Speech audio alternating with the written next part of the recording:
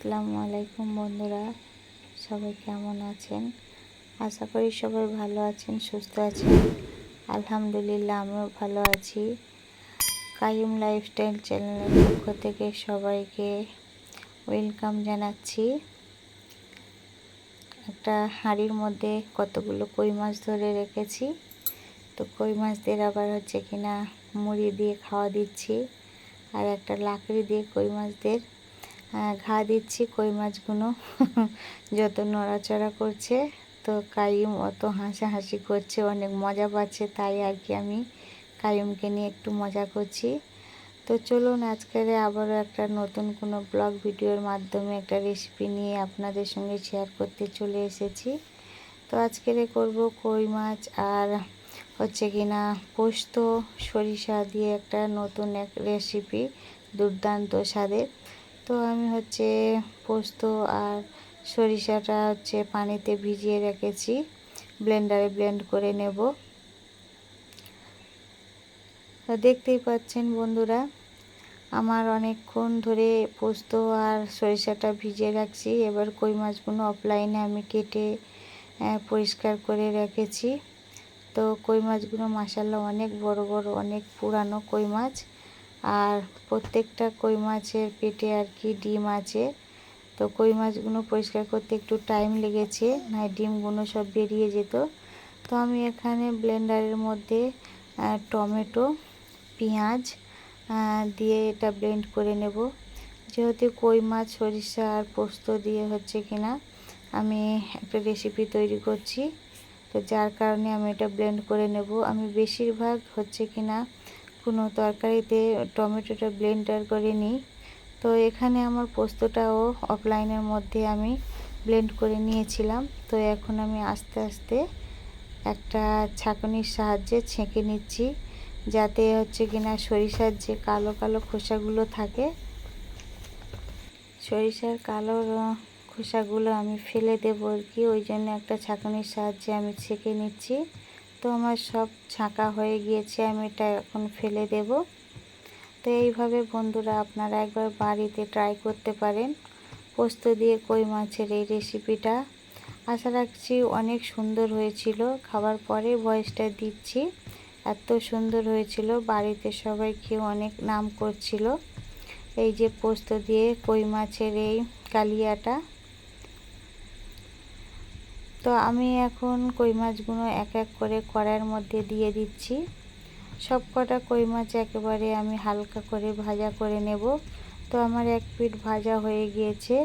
তো দেখতেই পাচ্ছেন মাশাআল্লাহ কই মাছগুলো সুন্দরভাবে ভাজা হয়ে গিয়েছে। এখন একটা খুন্তির সাহায্যে আমি তুলে নিচ্ছি, একটা প্লেটের মধ্যে আমি রেখে দেব। এক এক করে সব কই মাছটাই আমি তুলে নেব।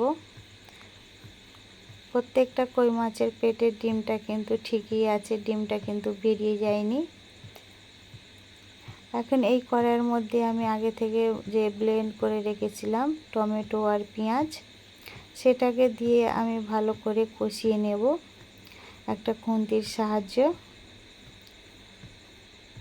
সুন্দর করে কষিয়ে নিতে হবে, মশলাটা যেন না কাঁচা গন্ধ থাকে।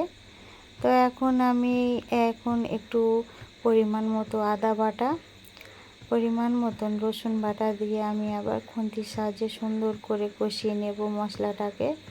মশলাটা সুন্দর করে যত ভালো কষানো হবে তরকারিটা স্বাদও তত ভালো হয়, কেন মশলাটা কষানোর কাছে অনেকটা তরকারিটার স্বাদ নির্ভর করে। তো এখন এই অবস্থায় দিয়ে দিচ্ছি আমি স্বাদ মতন লবণ, তারপরে দিয়ে দেব পরিমাণ মতন হলুদ, দিয়ে দেব জিরার গুঁড়া, তারপর দিয়ে দেব ধনিয়ার গুঁড়া, তারপরে দিয়ে দেব আমি কালার আনার জন্য কাশ্মীরি লঙ্কার গুঁড়া।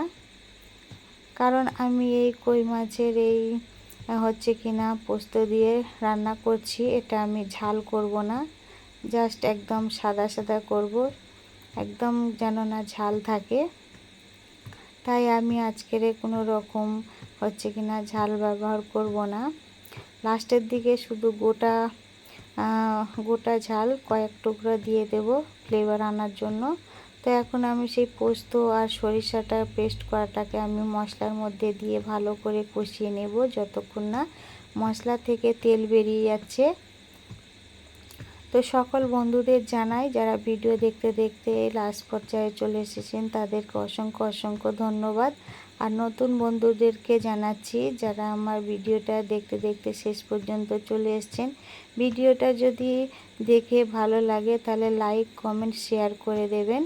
আর পাশে থাকা বেল আইকনটিকে প্রেস করে অল করে রাখবেন যাতে নোটিফিকেশানটা আপনাদের কাছে পৌঁছে যায়।